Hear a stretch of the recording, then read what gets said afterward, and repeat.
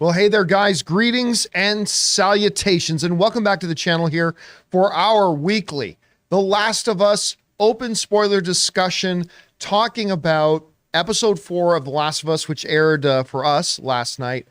Another incredible episode, very different from episode 3. But what I contend to be, and I said this on the show earlier today, I think the most important episode that they've had so far. We'll get into the reasons why. I'm joined by Robert Meyer-Burnett. Robert, how you doing this afternoon? Doing well. Like you said, I really enjoyed this episode. Another excellent episode that really built on the final scenes of episode 3 with Joel and Ellie. It absolutely did. And of course, Chris Carr is joining us back there. Chris, how you doing? I'm doing great. I love this episode. The joke book. God. The joke book is here. Oh, so, I mean, true story. I think I might have said this on the John Campea show earlier today. So as soon as the episode ended, because Anne, my wife, was laughing her fool ass off at everything that came out of that book. So Anne jumps on, there it is. Anne jumps on Amazon to see if that book is real. Apparently it is real. Apparently it's a game. And Anne immediately jumped online and bought it, and it's on its way. So I'm going to be living with jokes from this book for the next few weeks. Yeah, so there's that. Anyway, guys, we're going to talk about The Last of Us episode 4. Thanks so much for joining us. And we're going to start off by just kind of giving our thoughts about it, but then what we're going to spend the majority of our time doing is taking your questions that you guys are sending in during the show. This show is being recorded live, so for those of you who are watching live, if you've got a thought, theory, opinion, question, whatever about the episode, go ahead and fire that in using the Super Chat feature, and we'll get to those in just a few minutes. So, Rob, let's go over to you here. What were some of the highlights? What are the things that stood out to you about last night's episode? What were your thoughts? Well, John, you know, I've been very fascinated by the adaptation aspects of this, how they have this beloved video game that everybody expects to have a certain things in the translation, but I've loved how Druckmann and Craig Mazin have truly done an adaptation here. And this episode, obviously episode 3 gave us something different, but this turned characters, when we get to, it's not Pittsburgh, is it Pittsburgh? It's not Pittsburgh. I think it's in now, the game, it's Pittsburgh. Yeah, now it's Kansas City. Yes. So we're meeting the Hunters, and we're meeting Melanie Linsky's character, Catherine, I think. Is it Catherine? Kathleen. Kathleen is her name. You know, a new character basically created for this show. They're giving these adversaries more humanity. You know, they're not just enemies out there to be gunned down as you play through the level. And I mean, this is what they would have to do, because otherwise they've got to flesh things out, because if, you know, gameplay is what takes up, it's a video game. So they're turning it into a narrative. And I thought, look, once they got into town, it became tense. You know, it was scary. They do a great job in this show of creating tension throughout the entire, all 4 episodes. And I literally sit there on the edge of my seat going, oh my God, it's scary. Like I'm completely clenched up when I watch this, and the plight they have. I mean, it opens with Ellie with that gun. You know, pointing the gun into the mirror, and I'm like, yo, very man. Taxi Driver-esque. It was very, very Taxi Driver. You talking to me? So I really have been really impressed with how they've adapted the game and turned it into not just a good narrative, but a great narrative. And watching them bond, especially coming off of the letter that was left for that Joel got to read by Bill, and reading, I thought that they've kind of gotten over this, and seeing them bond, the pseudo father-son relationship that's so important to this game and the show, brilliantly done. I look so, dude, like I said on the show this morning, I'm there at 7 or 5:59, you know, right. And as soon as it's available, it's like, click, I can't get enough of this. And last night, all my 3 dogs were sitting on the couch waiting. I like the way you brought up the humanizing aspect, because in the game, when you're playing the game, the bad guys are always just that. They're just thugs and henchmen, and we don't feel any moral kind of ambiguity about, well, that guy's in my way between where I am and where my new subquest needs to take me, so I can kill that guy and move on. But this show has humanized them. And by the way, the guy who plays like the main military leader, the arm of the Hunters, as they're called in the game at any rate, is the actor who played Joel's brother Tommy in the video game. and he looked great. I mean, they really look at the design of this. As a matter of fact, this week on the Designing Hollywood podcast, we have the costume designer of Last of Us dropping tomorrow. Right. So you can hear about that. But I think what a great looking character. You know, as soon as he's on screen with the bushy beard and the way he spoke, and suddenly here's somebody that really wasn't in a new character. So if you're a fan of the game, the relationship that he has with Kathleen, it's Kathleen, yes? Yes. That's a whole new dimension to the show that we didn't have in the game. Well, I mean, and going right back, even as we're introduced to these characters, right? We first hear them talk. Our first introduction is, okay, they're trying to kill Joel and Ellie. Okay, standard video game stuff. But then she shoots the one guy in the back. And instantly he becomes very, very real because he's a kid, basically. Dude, that seems harsh. Pleading for his life. Begging for his life. He just wants to be taken back to his mom. Begging and pleading for his life. And we as the viewer, I think, instantly get the gravity of the situation because we know, and you could tell, I keep wanting to call her Bella. We keep telling Ellie understands too, we can't let him live. We can't. I mean, they probably really wanted to. And you could see the severity of the situation in Joel's face because Joel's taking no pleasure in the way he tells Ellie, go back behind the wall. It's like, oh man. And then that also, they jump to a scene where we see Kathleen now. They start by showing us the leader of these new bad guys, and they humanize her too, because this is a woman who has clearly suffered a lot at the hands of Fedra, of people that had family taken from her, probably under unspeakable, horrible conditions and all that kind of stuff. And something about the brilliance of the Last of Us game that I've always appreciated is that they're not afraid to look at what pain does to even good people. And because in Kansas, we are seeing, you can tell right away, Kathleen was not born a monster. You can tell she's probably, because she doesn't fit also the traditional design of what the head of the bad guys looks like, right? But when I'm looking at her, I immediately thought, in a real situation like this is who a community would rally around. Somebody that's trusted, somebody like that. So I can tell a lot of people might look and say, well, it'd be some big hulking person that would be the leader. It's like, you know what? If it was a citizen uprising, the leader of that group would probably look more like her. Yeah.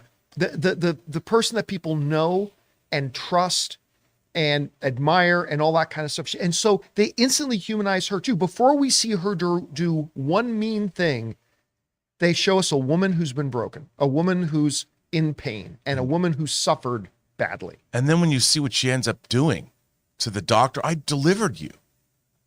And you don't really know what happened there, but something not good happened. And I mean, she doesn't hesitate to act. Yeesh. Anyway, Chris, you've been loving this show too. You watched the episode last night. What were some of the highlights, the things that stood out, the things you walked away from the episode with? Oh man, it was so good to see Jeffrey Pierce in this, the voice of Tommy there. He is a fantastic actor who's been working since the late 90s in television, made his kind of VO debut in video games in like the mid 2000s. He's this incredible Shakespearean trained actor. And so I love that they're really utilizing these voice actors, these motion capture actors in such a great way on screen. So it's so nice to see all of them in there. I just love that we saw so much more of the dynamic between Ellie and Joel here.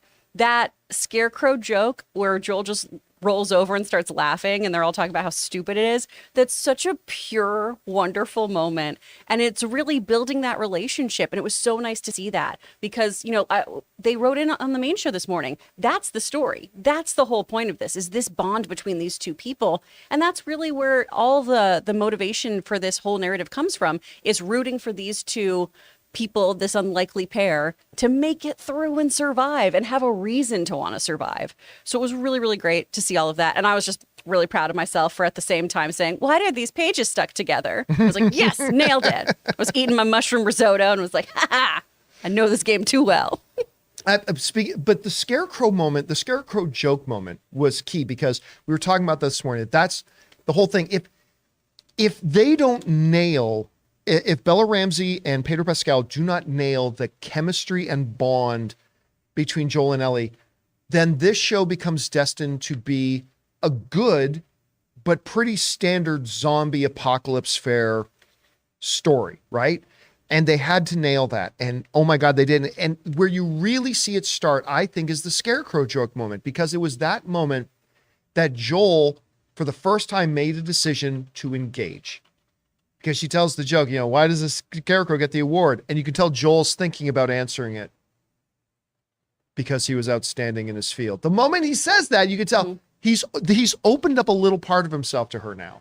He's engaging with her. Now, that was the moment she stopped being cargo, I think. Because that joke, he'd heard it before from his own daughter. And that's why I was like, it was... But the choice to engage, right? It was, yeah. I mean, that was a moment where a dam is, in a way, was broken. There was all those walls that he had up are sort of down, And I admit the diarrhea joke killed me.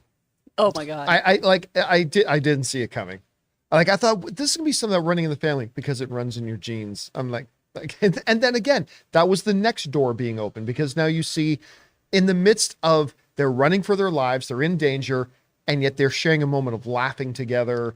And it was just so beautiful. I loved it. And then I was telling the guys in the studio here prior to our main show starting earlier today, I saw this tweet, because for those of you who know the game, we won't give anything away for those of you who don't know what's going to happen later, but many of you do. And for those of you that do, the two characters that pop up at the end, Henry and Sam, somebody put up a picture of them on Twitter and said, I got a good feeling about these two new characters. I think good times lie ahead. And they were being very facetious, of course. But so that was an interesting way to introduce those characters as well. So it's going to be really interesting. But again, the adaptation continues, right? This continues to be a show that has this incredible balance of being insanely faithful to the game and yet insanely original, like making changes, and every single time they make a change, it just seems to elevate the material and all that kind of stuff. I will say this though, while they do a good job here and there of acknowledging certain realities that would be in place in a 20-year-old post-apocalyptic world, like the gasoline. Hey, you know what? Gas breaks down. It's pretty much water now. It only has certain efficiency. That's part of the reality of the world we live in now. And yet, batteries for flashlights seem to be in good supply. Again, how much of a stockpile of Chef Boyardee was there that 20 years later we still have stockpiles of Chef Boyardee?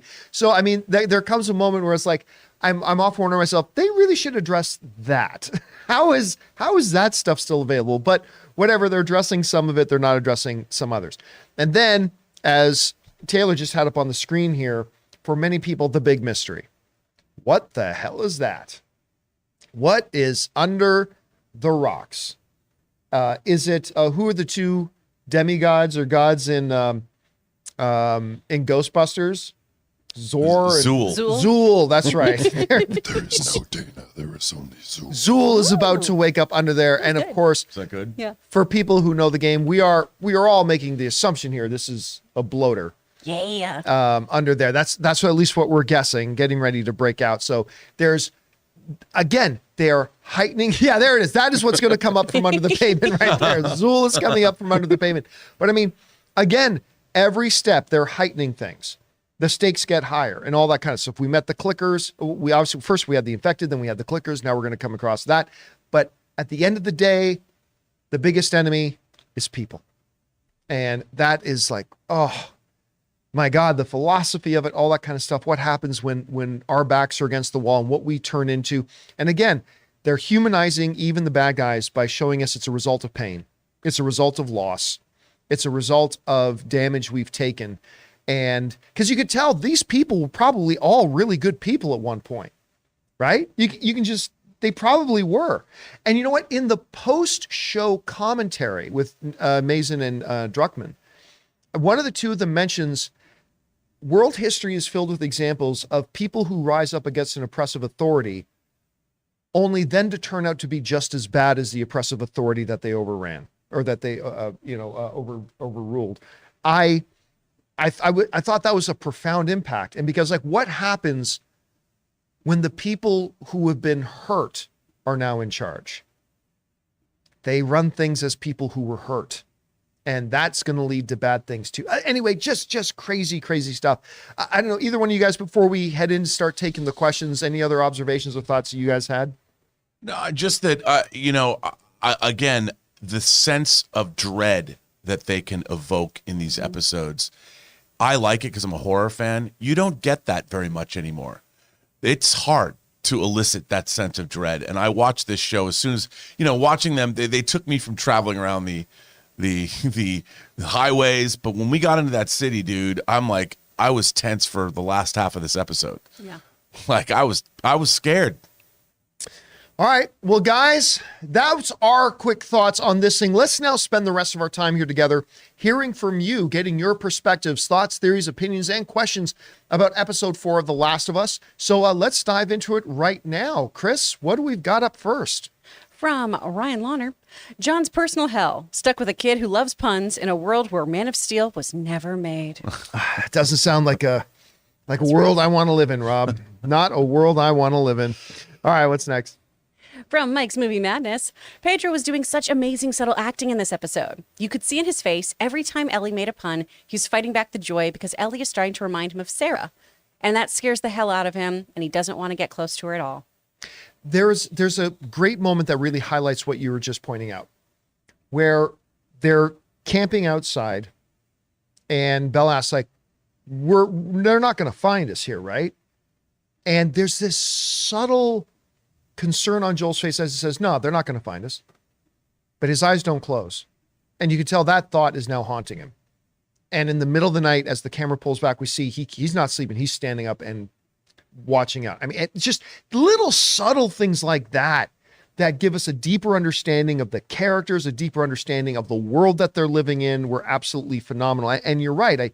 He's starting to recognize things about, and we as the audience are starting to recognize similarities between Ellie and his daughter as well.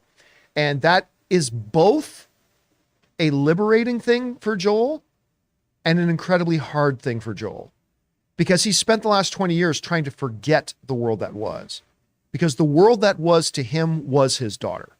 And when his daughter died, his world ended. And it's almost like opening himself back up to somebody like Ellie is opening himself back up to the world. There's just so much beautiful complexity going on here. It's just amazing to watch. Anyway, all right, what's next? From Alex Von Gollum, hello. When Ellie made the jokes from the book the first time and Joel stopped her right away, the look in Pascal's face said it all, that he remembered Sarah. He managed to convey so much with his face. He did. And I think that's part of the reason, because I remember, Chris, you were pointing out after like episode 1 about the fact that, I mean, in the game, you start the game by controlling Sarah, right? Yeah. You start the game by controlling her. And so you are instantly embodying her, you are attached to her. And the show itself really made a point to tell the story of The Last of Us from her perspective. And for the uninitiated to the story of Last of Us, you were probably thinking, oh, she's the central character. This is going to revolve around her. But it was so important because if we're going to fully understand the depth of Joel's pain and trauma and what he's going to have to overcome later on, we've got to understand how beautiful she was and how important she was to him and the type of soul that she was. And you see that continuing to be played out. It was, it's moving every time they reference it. All right, what's next? From Savine86, Brian crying for his mom before Joel kills him was heartbreaking. Yeah, that was brutal. Yeah. I mean, it made it real. Mm-hmm. Yeah. Right? I mean, that's the thing. It's one thing for us to see the nameless, soulless, bad guy henchman, but this makes it far more real. But the thing was, even though he's begging for his life, he would have had no problem killing Ellie and Joel. That's what they tried to do, and it didn't work out. So he would have rocked and rolled, and he would have taken a life just like they had to take his. So, begging again, it made it more real because that kid was doing a good job acting. Yeah. Begging for. I mean, they've cast this extraordinarily well. Like when they make you as the audience member feel the internal turmoil the character would be feeling, that is the height of storytelling. Because obviously as audiences, we're like, yeah, that guy's got to die. But they made us at home watching feel conflicted about it. Because this is a kid begging for his life. And suddenly it's very, very real. It doesn't change the fact that, yeah, we get it. Joel's got to kill him, but now we're conflicted. And as audience members, we're never conflicted. It's just easy for us. We're sitting on our couches going, yeah, kill that guy. But it became hard. It became difficult. And that's that's why this show's so good. Okay, what's next? It led us to that great moment, too, of, wasn't my first time. Oh. What does that mean, Ellie? Yeah. What? Ma'am. Yeah, there's a flashback scene coming real soon. Whew. Yeah. All right, what's next? From CJ Rebirth. As I've said before, having played the game made me love this episode 10 times more. From the adult magazine and joke book to Joel giving Ellie gun tips. I mean, we saw this one episode alone became a staircase of steps of the bond being created between Joel and Ellie. And the gun moment was a super important one. Like going from absolutely never are you holding a gun to now, all right, I'm gonna have to show you how to hold it right. It's key, it's important, and all that kind of stuff. So you're right. And that is the funny thing I actually made an entire editorial video about this, about how, and some people say it's different. I still contend it is not really all that different. People who know the game, we're watching this game and we know what's going to happen for the most part, right? For the most part.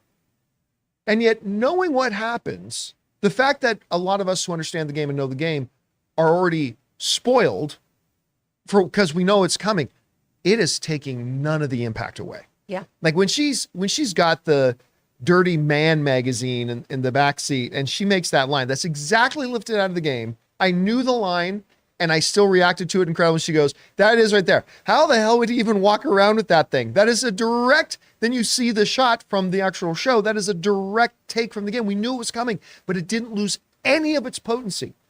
Even though I had already been spoiled to the line, it didn't take away any of that for me. And that is some next level stuff right there. That was really funny.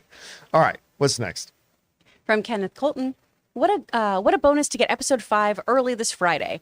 I have a feeling that bloater is going to cause havoc, and I am so here for it. Yeah, it almost feels like, now this is just this would involve some adaptation and all that kind of stuff.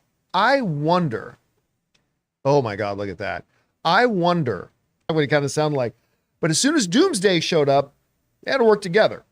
And I cannot help but wonder if the bloater showing up is going to kind of maybe create an understanding between Kathleen and Joel. I mean, I don't know. I'm speculating here a lot, but I'll tell you what, I am not mad at all that The Last of Us moved off of Super Bowl Sunday.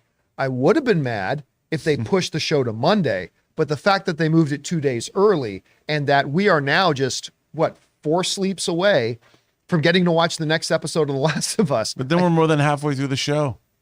Oh yeah, because how many episodes is it? 9? 9. Oh no! See, now you just ruined my mood. Now you just totally killed it. Oh yeah. Sorry. All right, what's next? I have a quick question. So they didn't move it for the Grammys. They're moving it for the Super Bowl. Do you guys think they're going to move it for the Oscars? That's another good question. I mean, look. Historically, people don't really tune in, though. What do you mean? Like their numbers have been down lately for the Oscars. Yeah, but even, hold a second. Even the numbers last year, hold a second. Oscars. Even last year, which was a super low year, of course, coming out of the pandemic and all that kind of stuff, had 17 million viewers, right? So now that is more than the Grammys. It's not the Super Bowl, though. The Super Bowl is on a whole nother level. Super Bowl blows everything on television out of the water. Nothing comes close. So I don't know. I suspect they might move it for the Oscars. It'll be interesting. So I bet some of it has to do with how this is going to go, how this move goes. Yeah, because if they move it to Friday and they don't see the viewership numbers even hiccup or sneeze in the slightest, then that would probably give them a lot of motivation to say, yeah, Yep. for Oscar, we can move for the Oscars. But again, not as many people watch the Grammys. I will tell you right now, the viewership of this year's Oscars will be north of 20 million.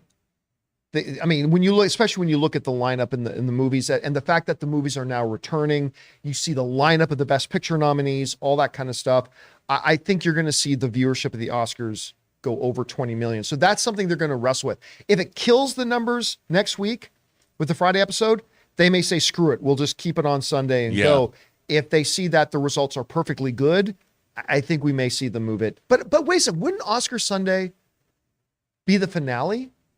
Yes. Do you move it off its normal night for its finale? Oh, that's as they say in The Wizard of Oz, a horse of a different color. I don't know. I don't know that you move the finale. I don't know if it fell on the Super Bowl that you'd even move the finale. I don't know either. Okay, then I'm going to guess no. I would have said yes, they'll move it, but with it being the finale. But also, for us, the Oscars start, what is it? They start for us at 6:00, right when it drops, usually 5 or 6, the Oscars. Something like that. So, it's not a problem to watch it when it's over. So I think that they just want that first night so they can say, I think everybody's going to watch the Oscars and then go and watch this. I don't think it's going to. They might do a special time. Yeah. Right? They might move it up an hour or so. They might say I'm going to guess it's probably going to be a longer episode, probably like what last week was, like maybe an hour and 10, hour and something. And they might say a special starting time for the finale or something like that. But we'll see. All right. What's next? From Tracy Dale. So without getting too spoilery on future stuff, do you think when Ellie says this wasn't her first time, should I continue reading this? Sure. Yeah, that's fine. This wasn't for her first time. She might mean Riley. I don't think I'm ready for that if they go there. Yes. I 100% believe that's exactly what it is. Now, I don't know if it's Riley themselves. And we're going to speak in terms here that if you don't know what we're talking about, it's not going to give anything away. I don't know if it's going to be Riley herself or something, but I think it'll be something connected to Riley. I think that clearly goes without saying. So absolutely, 100% agree with you. All right, what's next? From Just a Sub 32, was so excited to finally be able to see Sam and Henry, only to find out we'll have to wait next week. Yeah, I got to admit, okay, it was a little bit frustrating, but it was also the perfect way to end the episode. Yeah. Right?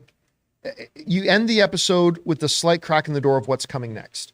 And so, because right now you're watching this and you're like, friend, foe, something or other. But I mean, people who know the game know exactly what's coming. We won't go into that. But so, yeah, in one sense, it was exciting to see. But on the other hand, I'm not sure. In my Ask Me Anything yesterday that I did prior to the airing of The Last of Us, somebody said, do you think we're going to see Henry and Sam? I said, I feel like it might still be a touch early for that. I think it might be the following week. Well, them introducing them at the very end of the episode is kind of both, right? So they're there, but we're not really going to get to meet them per se until next week. But all I'm going to say is buckle up, everybody. Just take out your emotional seatbelt and buckle up because, yeah, here we go. The ride's about to start. Right. All right, what's next? From Sam Fisher, in my opinion, this was the weakest episode yet. Still great. Pascal and Ramsey were great as always, but I'm sorry, you could not pay me to care about Kathleen. I think, and with all due respect, I think if you don't care about Kathleen, I think you're overlooking a major theme of what this show is even about.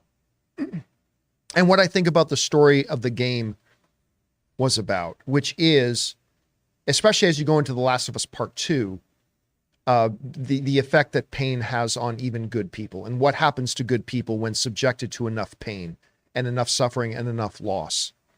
And what can even happen to a community of people who are subjected to enough pain and suffering and loss. And to me, that is a double-edged sword of, on the one hand, it makes for far more compelling antagonists. Starting off showing this is a woman who's been hurt rather than just, here's the leader of the bad guys. Right. Makes me far more invested in them as an individual because here's the other thing too.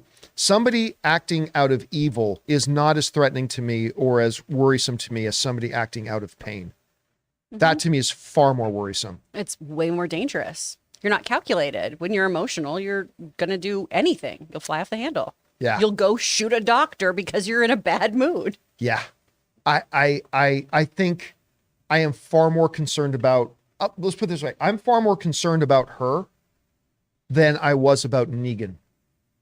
I really was. Megan, you know what they're going to do. You know what, with somebody like this, this is somebody who will burn the world to try to scratch that itch of pain and loss that they have. And I got to tell you what, I found her remarkably compelling that way. And we'll see where they go with it. I don't know. The real proof in the pudding is going to be where do they go with it? Yeah, more yeah. than how they introduced her. All right, what's next? From Justice Sub 32 again. Hearing Brian beg for his life and calling for his mom was definitely the hardest thing to watch in this episode. Yeah, again, it brings it home. It makes it more real. Easy to shoot NPC henchmen bad guys running around, but when you realize every NPC henchman bad guy you see running around that you kill in a game is somebody who had a mother and a father, maybe brothers and sisters, best friends, people who loved them, people who counted on them, an entire lifetime of story. Clint Eastwood, one of my favorite lines of movies of all time. Clint Eastwood, and you probably know the one I'm going to say. I know exactly in what you're gonna say. Unforgiven, when Clint Eastwood says, it's a hell of a thing to kill in a man. You take away everything he's got and everything he ever will have. Yep. You take away everything he's ever had and everything he ever will have. Well, And also- they make it real for you in this show. That comes into play in Last of Us too. You know, that there are ramifications, there are consequences that echo through eternity. All right, what's next? From CJ Rebirth. Oh, that's what it's for. Crunch, crunch, crunch. Huh? The broken glass. Oh, yes. Yes. That was very clever. Yeah. And you know what? They use that to show us Ellie's observational skills. Because that's when she just pulls out of nowhere. Are you sure you're going to hear him? Because I notice you can't really hear out of this side. And that was really, really interesting. Now, I want to point out something that back Fandango X in the live chat said that I think a lot of people were talking about, and I just lost it. But basically, I lost it. But what they were saying in the live chat was basically, I don't mind Kathleen, but I kind of wish they cast somebody who didn't just come across like your best friend's mom. That's the point, I think. That is exactly the point. That I think in a community that had been through that much, that's usually the kind of person that ends up being the one that people will rally around. And that's, so you're saying, I just kind of wish it wasn't somebody who comes across your best friend's mom. To me, it's like the very fact that they got somebody that comes across like your best friend's mom is the part that makes it so powerful to me. But again, we're all going to interpret it in different ways. But for me, it just makes it all the more potent, like really more potent because of that. All right, what's next? From Sam Fisher. If you watch the behind the scenes with subtitles, it reveals that Joel and Ellie's last names are Miller and Williams, respectively, which I don't think we knew before. Miller, I think we knew. I'm pretty sure I did not. You know what? I don't think. I mean, it's been a couple of years since I've watched the story of the games and everything like that. I don't recall Ellie's last name ever being revealed. Yeah, I don't either. I mean, at least I don't recall. I'm not saying they didn't do it, but I think Joel Miller did come across. I think that has come across a couple of times. Maybe in the show, maybe not. All right, what's next? From Ryan Launer. Human nature and all, but the hunters have a lot of nerve getting so angry that their victims won't just lie down and let themselves be killed. But that is, okay, that is something I always think about in any movie or game. Like when the antagonists get angry but remember, to these people now, in a world that's been now 2 decades in the post-apocalypse, they literally don't see these people coming through their town as people. They see them as crops to be harvested. Like that is now their industry. Their industry to survive is kill people coming through, take their resources. That's just their thing. And these people are not humanized to them. The people, Joel and Ellie, are not humanized to these people. They are just resources coming through town, and we've got to get those resources to survive. But suddenly now when they bite back and your people are the ones that get died, they take it very personally. I mean, that's what it's messed up being a human being. And they take all your resources, Yep. even what you have on your bones. Yeah, I mean, it's not like Arrakis where like you're carrying the tribe's water. Right. But it's much like that, right? But listen, real people do that in real time. I call it punchback babies. This is what this is a thing I have. Some of you may have heard me mention this before, but people do this. It's like somebody punches you, right? And you turn around and punch them back, and they cry foul. Right. And they cry foul. I refer to as punchback, but people do this. So like, yeah, in the real world, if people were just murdering others to take their resources, if they murder you back, all of a sudden they take it very personally. Like, how dare you, right? It's very much connected to real human nature. All right, what's next? From JMB Gator. Did you know that diarrhea is hereditary? It runs in your genes. It is a fantastic joke. And I guess I'm going to be seeing that and hearing lines from this book for the next number of weeks that Anne is going to read, I'm sure. The worst thing about this is it's now justified Christian Harloff to continue to torment me with dad jokes every Tuesday. Yeah, every time he comes in here. All right. I wouldn't doubt if he already has a copy of this book on his shelf. All right. What's next?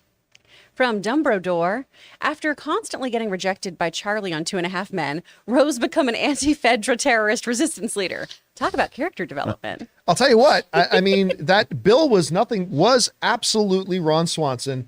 And like, it's always neat to see this is some kind of compared into a big shared cinematic universe.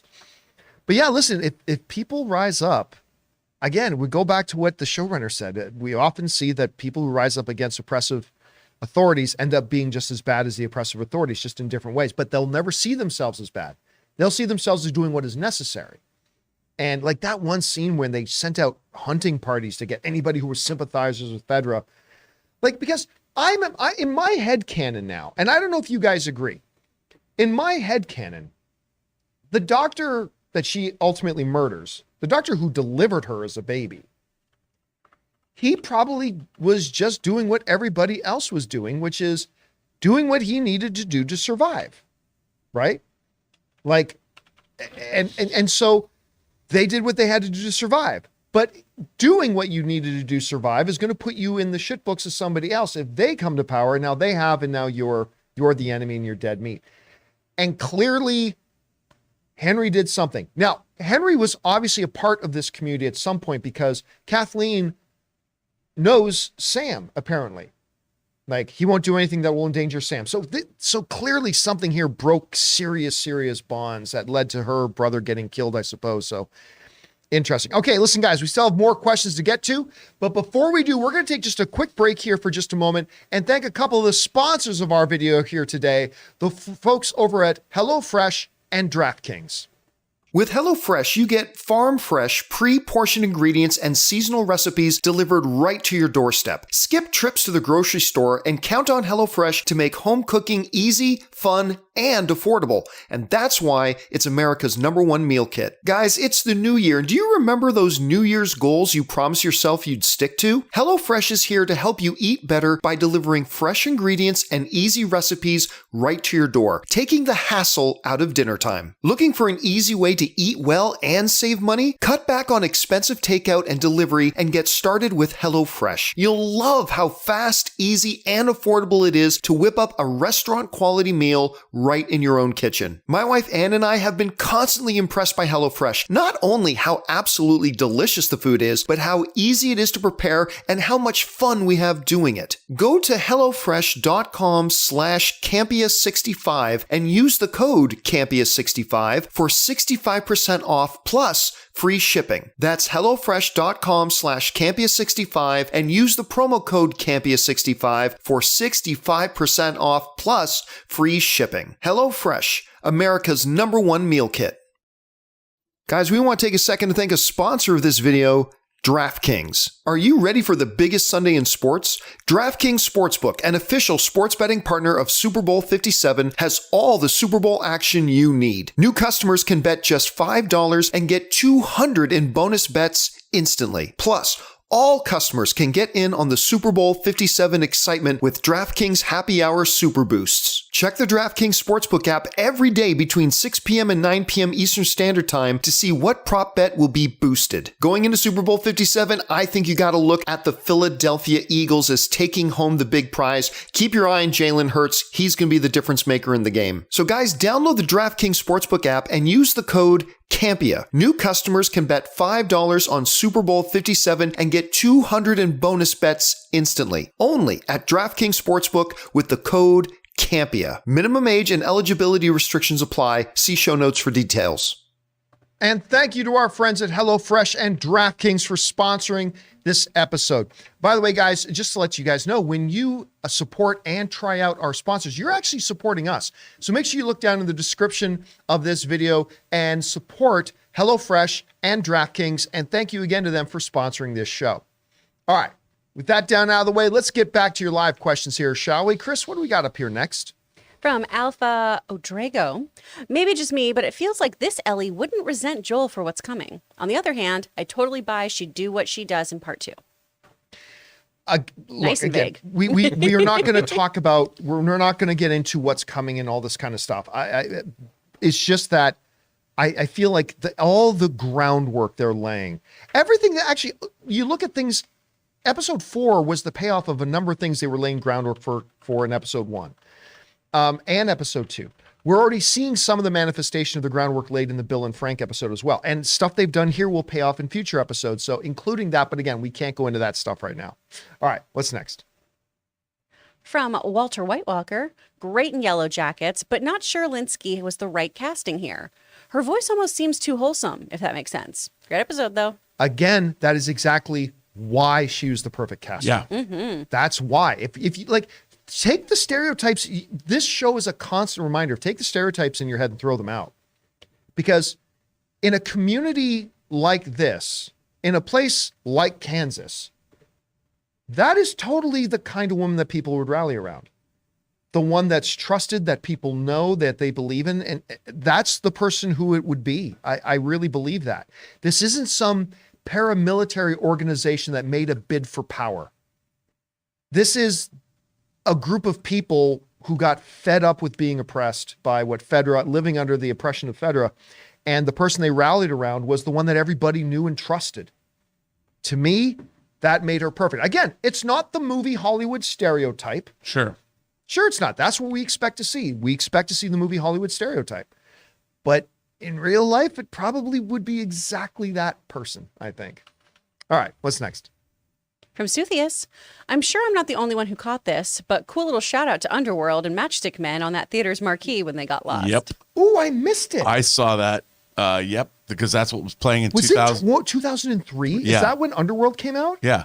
Oh my God, I totally would have appreciated that if I had noticed that. Yep. I thank you for messaging that. I didn't even catch it. I got to go back and watch it now. All right, what's next? From Walter Whitewalker again, each episode so far is almost its own genre. Brilliant.